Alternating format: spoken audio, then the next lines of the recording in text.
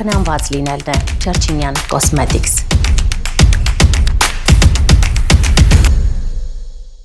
Բարև հարգելի հեռուստադիտող, դուք դիտում եք Medinform հաղորդաշարը։ Մարդու կյանքի որակի ապահովման կարևորագույն համակարգը այն հաշարժողականն է, եւ հենց խախտվում այս համակարգը անմիջապես ընկնում է կյանքի որակը։ Ես գտնվում եմ Wigmore կլինիկում եւ զրուցելու եմ ուսահոդի խնդիրների հետ կապված օրթոպեդ վնասվածքաբան Հայկ Աղամալյանի հետ։ Բարև բժիշկ։ Եվ այսպես բժիշկ կցանկանայի խոսենք ուսահոդի խնդիրներից, թե դրանք առհասարակ ինչ պատճառներ ունեն եւ ինչպես են ընթանում, ինչ ախտանիշներով խնդրեմ։ Շատ լավ, շնորհակալ եմ հարցի համար, եթե գլոբալ առումով մենք պացիենտներին բաժանենք 2 տարեկային խմբերի, ընդունենք մինչև 35 տարեկան եւ 35 տարեկանից բարձր, ավելի երիտասարդ խմբում կհանդիպեն հոդա մկանաջլային համակարգի հետ կապված խնդիրներ, հոդաշուրթի հետ կապված խնդիրներ, ավելի տարեց մարդկանց մոտ կհանդիպեն կազմափոխումային խնդիրներ հիմնականում, հոդի աճառի մաշվածություն, մկանաջլերի դեգեներատիվ փոփոխություններ եւ դրանցով պայմանավորված խնդիրներ։ Այսինքն, ինչպես մնացած հոդերը, ուսահոդը նաեւ որպես կառույց եւ որպես ուսահոդի խնդիրներ մենք կբաժանենք ներհոդային խնդիրներ եւ արտահոդային խնդիրներ։ Տվյալ դեպքում ներհոդային խնդիրների մեջ կմտնեն հոդաշուրթի եւ այն ստրուկտուրաների վնասվածքները եւ խնդիրները, որոնք հոդի ներսում են գտնվում, մասնավորապես հոդի աճառը, որը մեծապես հանդիպում է տարեց մարդկանց մոտ, որը բոլորիս քաչ հայտնի օստեոարտրիտն է կամ ժողովրդի մեջ լայն տարածում ունի արտրոզ անունով։ Իսկ արտահոդային կառույցներից պետք է նշել պտտող մանժետի, ինչ է իրենց ներկայացնում պտտող մանժետը, դա ուսահոդի շուրջը պտտված 4 մկանաջլեր են, որոնք մեծապես ապահովում են ուսահոդում շարժումները, ուսահոդի կազմը եւ բալանսավորումը շարժումների ժամանակ եւ շատ հաճախ նրանք վնասում են, որոնք կոչվում են պտտող մանժետի ջլերի վնասվածքներ։ Նմանատիպ վնասվածքները եւ վնասվածքները որպես վնասվածքներ բաժանում ենք 2 խումբ վնասվածքների, դրանցից առաջինը տրավմատիկ, այսինքն որևէ ուժի, մեծ ուժի, հարվածի եւ որևէ ազդակի պայմաններում առաջացող միանվագ վնասվածքներ, իսկ մյուսը կոչվում է կազմափոխումային կամ դեգեներատիվ վնասված, որի դեպքում ջլերը հասցնում են մաշվել եւ պատռվել, չդիմանալ նույնիսկ կենցաղային ծանրաբեռնվածություններին եւ վնասվել։ Սա կոչվում է արդեն դեգեներատիվ վնասված, կազմափոխումային վնասված։ Հետաքրքիր է, ուսահոդի հետ կապված խնդիրները, եթե անտեսում են, դրանք կարող են հարակից բարդություններ առաջացնել, որպես պատճառահետևանքային կապ։ Նայեք, ուսահոդի հետ կապված խնդիրները անտեսելու եւ ժամանակին չբուժելու եւ հարցին վերջնական լուծում չտալու դեպքում մեծապես տուժում է ուսահոդում շարժունակությունը եւ այսինքն տուժում է ֆունկցիոնալությունը եւ սա մեծապես խանգարում է պացիենտին նույնիսկ կենցաղային հարցերում լվացվելու, մաս հարդարելու, լոգանք ընդունելու, հաց ուտելու, ջուր խմելու եւ այլն եւ այլն։ Հարակից համակարգերի հետ կապված ուսահոդի բարդությունները կարող են հանգեցնել որոշակի ողնաշարի կրծքային հատվածի կրծքավանդակթիակային համակարգի որոշակի դիսֆունկցիոնալ վիճակների, բայց որպես այդպեսին ուսահոդի խնդիրների ժամանակ որպես բարդություն չենք դիտարկի, օրինակ այլ հոդի հիվանդության առաջացումը որևէ մի տեսակի կամ ողնաշարի կոնկրետ օրգանական որևէ մի ախտահարումը եւ այլն եւ այլն։ Ուսահոդի խնդիրների ժամանակին չլուծելու դեպքում բարդություններ առաջանում են հենց ուսահոդում, որը որ մեծապես պացիենտին խանգարում է։ Եվ որպես հոդ պետք է նշել, որ ուսահոդը համեմատելի չէ այլ հոդերի հետ, ինչ առումով, որովհետեւ չափազանց ֆունկցիոնալ հոդ է, կատարում է լայնածավալ շարժումներ, ուսահոդին բնորոշ են այնպիսի շարժումներ, որոնք բնորոշ չեն ոչ մի հոդի, եւ հոդերի մեջ ինքը էվոլյուցիոն, այսպես ասած, գլուխգործոց է, չեմ ախեն այս բառը ասել։ Ինչ առումով։ Որտեւ ինքը ուսահոդը կատարում է բազմազան շարժումներ, լայնածավալ, մեծ ծավալի շարժումների եւ բոլոր հարթությունների մեջ շարժումներ, նույնիսկ կատարում է ուսահոդում տեղի ունենում այնպիսի շարժումներ, որը բնորոշ չի ընդհանրապես օրգանիզմում որևէ այլ հոդի։ Հետաքրքիր բժիշկ, մինչ այս խնդրի մասին խոսելը երբևէ չէի կենտրոնացել փաստի վրա, որ օրինակ մարզվելիս մենք կարող ենք վնասել ուսահոդը։ Սակայն երբ հաշվի ես առնում, թե ինչ հետևանքներ կարող է ունենալ կտրուկ շարժումները եւ այլն, արդեն հասկանում ես թե որքան զգույշ պետք է լինել։ Ըստ այդմ որքան զգույշ պետք է լինել ուսահոդի հետ։ Եթե մենք խոսում ենք մարզման մասին, ապա պետք է զգույշ լինել բոլոր հոդերի հետ կապված հարցերում եւ բոլոր մկանաջրային համակարգերի հետ կապված հարցերում, բայց մասնավորապես ուսահոդի դեպքում, քանի որ նշեցի, որ ինքը շատ բարդ կառույց է որպես հոդ, նայեք, ուսահոդի, եթե մենք ձեռքը բարձրացնում ենք վեր մեկնարկային դիրքից, ցանկացած ուղղությամբ դառնի դիմացով կողքով եւ այլն, որը կկոչվի էլևացիա, այսինքն վերին վերջույթի վեր բարձրացում ուսահոդի մակարդակով, այս շարժման ժամանակ, վեր բարձրացնելու ժամանակ մասնակցում են 10-ից ավելի մկաններ։ Այսինքն, եթե մենք ընդունենք 0.5 մինչև 170 աշճան ձեռքը բարձրացնելու եւ տարածելու մասին ենք խոսում, ապա մասնակցում են 10-ից ավելի մկաններ։ Չկա այդպիսի հոդ, որ այդպիսի շատ մկանային համակարգ աշխատի որևէ ֆունկցիայի ժամանակ։ Եվ քանի որ ուսահոդը այսպիսի բարդ կառուցվածք ունի, ուստի ուսահոդի վնասվածքներն էլ հաշվի առնելով նրա կառուցվածքային առանձնահատկությունները շատ ավելի հաճախ են հանդիպում։ Այ մարզված մկանները կարող են ավելի երկար ծառայեցնել ուսահոդը, թե դա այստեղ ամենևին կարևոր չէ։ Նայեք, եթե մարզումները կատարում են գրագետ, շատ կարևոր է նախավարժանքանել մկանները, ադապտացնել տվյալ ծանրաբեռնվածությանը, եթե չափազանց բարձր քաշերով մարզիկը չի պարապում կամ որևէ այլ անհատ, որը ուզում է ուղղակի մարզել մկանները, եթե ամեն գրագետ արումբարությունները ճիշտ են արվում եւ մենք ստանում ենք մարզված համակարգ, այո, ինչքան մարզված են հարհոդային մկանները եւ ինչքան տոնուսավորված են, այնքան պաշտպանված է տվյալ հոդը։ Ինչքան թույլ են, այնքան ավելի խոցելի է տվյալ հոդը, բայց անկանոն մարզումների եւ ոչ ճիշտ ծանրաբեռնվածության հետևանքով կարող են մարզումների ընթացքում վնասվել եւ ջլերը եւ մկանները եւ նույնիսկ հոդի աճառը։ Դրա համար շատ կարեւոր է ճիշտ մարզվելը։ Այո։ Եվ մկանների ճիշտ որակ ձեռք բերելը։ Ես կցանկանայի շարունակենք պատճառներից խոսել այ արթրիտներ, արթրոզներ, սրանք հիմնականում տարածված պատճառներից են, որոնք են այլ տարածված պատճառներ ուսահոդի խնդիրների դեպքում։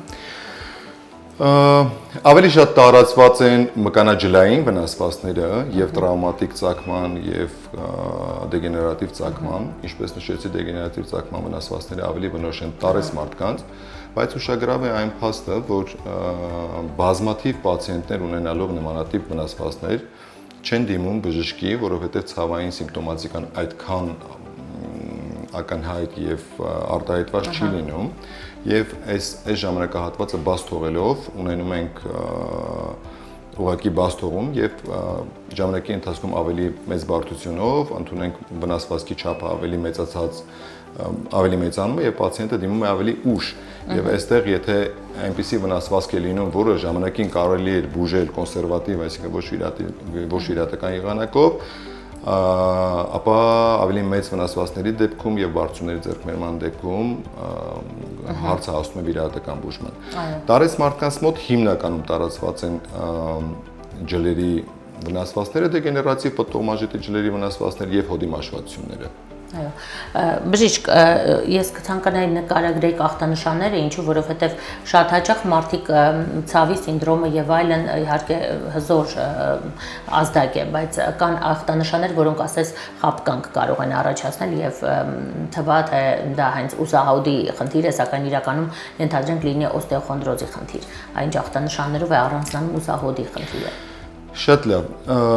Ուսահոդի գրեթե բոլոր խնդիրների ժամանակ լինում է ցավ։ Ցավ, որը տեղայնացված է լինում ուսահոդում։ Կարող է ուսահոդի սահմաններից մի քիչ տարածվել դեպի հետ, մի քիչ դեպի վեր, մի քիչ դեպի ներքև, բայց դեպի մատեր կամ ավելի ներքև, բայց դեպի արմնկային հոդ, դեպի մատեր, այսինքն ավելի ծայրամասային, ցավը ավելի ծայրամասային տարածում չի ունենում, եւ եթե մենք զննում ենք պացիենտին եւ եթե պացիենտը գանգատում է ցավից, ապա պետք է ցավի բնույթը պարզել, դա շատ կարևոր փաստ է, որտեվ ողնաշերի գոտկային ներողություն, ողնաշերի պարանոցային հատվածի խնդիրների ժամանակ կարող է լինել իրիտացիոն ցավ, այսինքն այնտեղ նյարդարմատի սեղման կամ գրգռման հետևանքով ցավը տարածվի դեպի վերին վերջույթի ծայրամաս, այսինքն դա կարող է տարածվել եւ ուսահոդի շրջան եւ արմնկային հոդի շրջան ընդհանուր միջև մատերի ծայր։ Բացի դա, այդ ցավը կարող է լինել սուր, ծակող, արագ սկսվող, արագ անցնող բնույթի եւ նաեւ կարող է պացիենտը գանգատվել մատերի թմրածությունից, ունենալ տաքի, սառի զգացողություններ վերին վերջույթի տարբեր զոնաներում, որը ավելի բնորոշ է կենտրոնական ծակման, այսինքն որ ավելի բնորոշ է ողնաշերպանոցային հատվածի խնդիրներին, իսկ ուսահոդի ցավերը հիմնականում տարածված են լինում, լոկալիզացված են լինում ուսահոդում եւ հիմնականում արտահայտում են, ավելի արտահայտում են ինչ-որ շարժման ժամանակ։ Եթե մենք օրինակ գործ ունենք որևէ մկանի կամ ջրի վնասվածքի ժամանակ առաջացած ցավի հետ, այս դեպքում պացիենտը նշում է, որ օրինակ X գործողության ժամանակ ցավը ավելի սաստիկ է դառնում, ավելի ինտենսիվ է դառնում եւ բնականաբար այս ամենը հայտնաբերում են կլինիկական տեստերով եւ նաեւ գործիքային հետազոտությունների միջոցով։ Եվ որpեսզի մենք շեշտադրում կատարենք պարանոցի կամ նյարդային կամ այլ ծակման ցավի վրա, ապա մենք պետք է պարտադիր կերպով հերքենք ուսահոդի օրգանական ախտաբանությունը։ Այո, հետաքրքիր է։ Իսկ առհասարակ ուսահոդի խնդիրների դեպքում ամենակարճ եւ ուղիղ հետազոտման մեթոդը որն է համարում, որն է հեշտ պատկերը տալիս։ Ինչպես բոլոր հոդերի եւ հենաշարժական համակարգի այլ սեգմենտների ոսկրային պատկերը հայտնաբերելու համար անփոխարինելի հետազոտություն հանդիսանում է ռենտգեն հետազոտությունը, այնպես էլ ուսահոդը կազմավորող ոսկրային համակարգերի համար ռենտգենը որպես առաջնային հետազոտություն, որոշ դեպքերում սոնոգրաֆիկ հետազոտությամբ կարող ենք պարզել մկանների, ջլերի վնասվածքներ, բայց ավելի խորը հետազոտությունների համար օգտագործում է MRT հետազոտություն, այսինքն մագնիսառեզոնանսային շերտագրություն։ Եվ վերջում խոսենք նաև ուսահոդի խնդիրների լուծման ուղիների մասին։ Արդյոք միակ լուծումը խնդրի հենց վիրահատական միջամտությունն է։ Ոչ միանշանակ եւ ուսահոդը եւ մնացած բոլոր հոդերը եւ ընդհանրապես տարբեր տարատեսակ տարբեր խնդիրներ օրգանիզմում կարող են բուժվել եւ վիրահատական ճանապարհով եւ կոնսերվատիվ ճանապարհով։ Ուսահոդի ոչ վիրահատական բուժման արսենալում մենք ունենք բազմազան եղանակներ, տեորիկային, ֆիզիոթերապևտիկ, կինեզոթերապևտիկ, տեղային բլոկադաներ, տեղային սնուցող նյութերի ներարկումներ եւ այլն եւ այլն։ Այս ամենի հիմքում ընկած է մի պարզ փաստ։ Եթե պացիենտը ունի գանգատ, ապա այն պետք է դիտարկվի, գնահատվի բժշկի կողմից եւ թիրախային մասնագիտական բուժում իրականացվի։ Եթե մենք ունենում ենք ցավ կամ որևէ այլ գանգատ, դա անտեսում ենք եւ կամ որևէ ոչ մասնագետի խորհրդով որևէ դեղ օգտագործելով ցավը վերացնում ենք, սա բերում է միայն ու միայն բարդության։ Որովհետեւ եթե կա ցավ, ուրեմն կա որևէ միտեղ մի խնդիր, որը պետք է գնահատվի համապատասխան բժիշկ մասնագետի կողմից եւ համապատասխան բուժում իրականացվի։ Այսինքն այս լուսավոր պատուհանը բաց չթողելով, ժամանակին ախտորոշելով, ունենք մեծ հնարավորություն կոնսերվատիվ բուժման եւ պացիենտը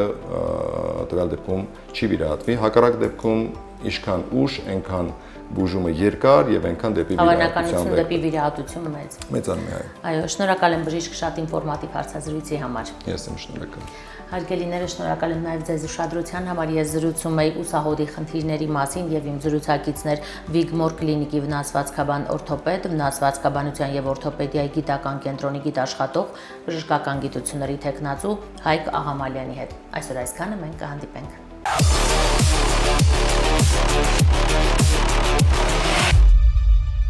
Ֆիլմ ջրեն, ջուր խմելու ժամանակն է։ Ողջույն առողջ սպորտի էջի բոլոր սիրահարներին, ես ինչպես միշտ գտնվում եմ Hill սպորտային համալիրում եւ այսօր եկել եմ ձեզ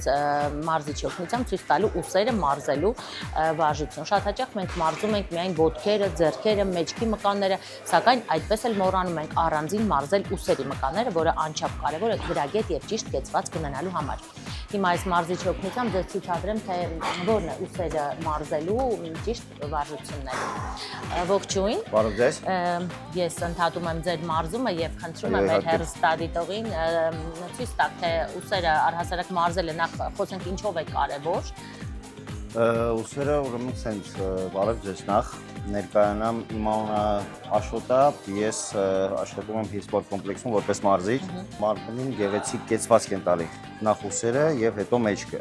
Եթե ուսերը եւ մեջքը պարապած չլինեն, մարմինը գեղեցիկ կեցվածք չի ունենա։ Ես հիմա ձեզ ցույց կտամ ուսի դիմացի դելտայի համար նախատեսված վարժությունները, լավ։ Շատ լավ։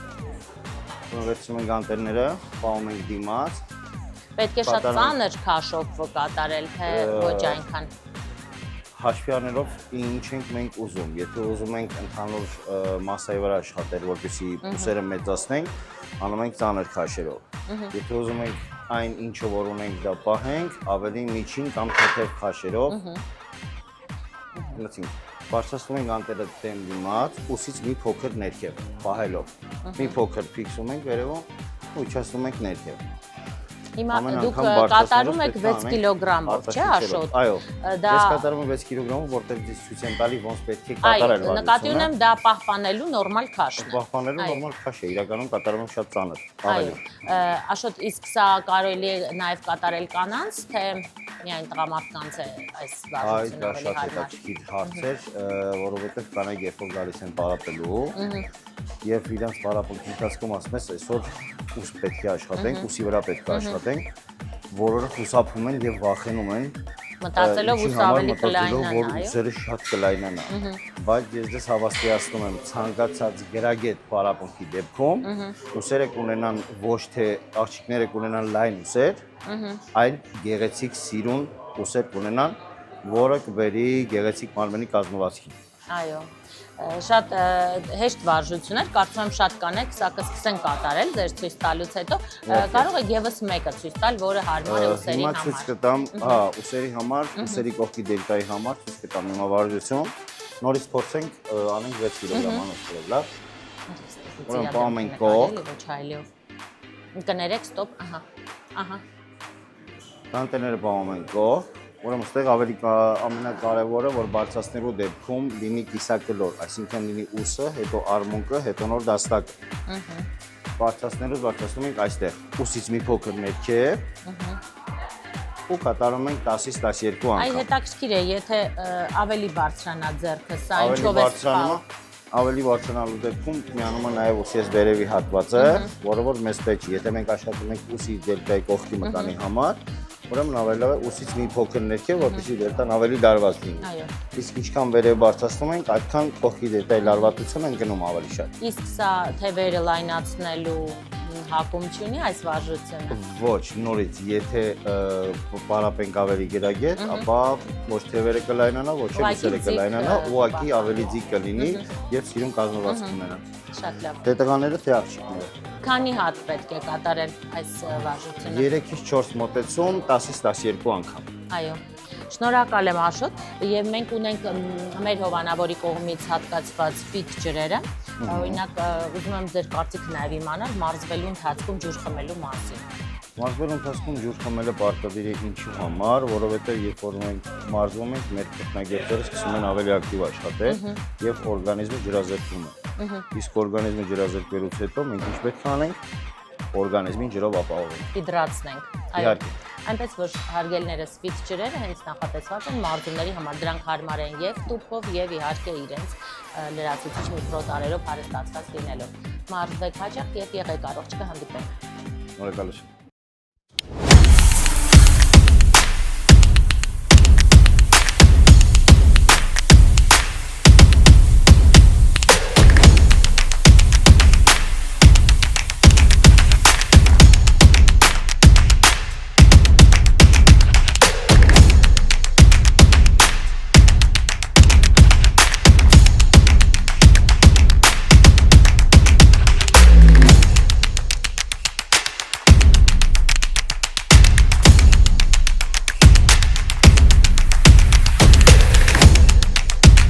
Կարևորը խնամված լինելն է։ Չերչինյան Cosmetics